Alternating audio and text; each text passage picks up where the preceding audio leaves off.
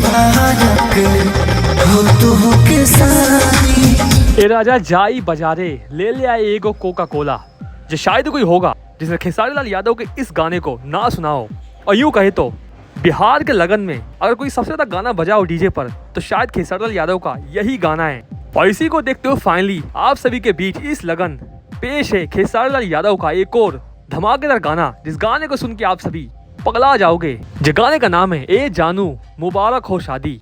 बस इस गाने के सुनने के दौरान इतनी बात तो कंफर्म है कि शायद आप सभी की आंखों से भी आंसू छलक आए, क्योंकि दमदार खेसारी लाल यादव की एक्टिंग और दमदार आवाज ने शायद इस गाने में जान डाल दिया है।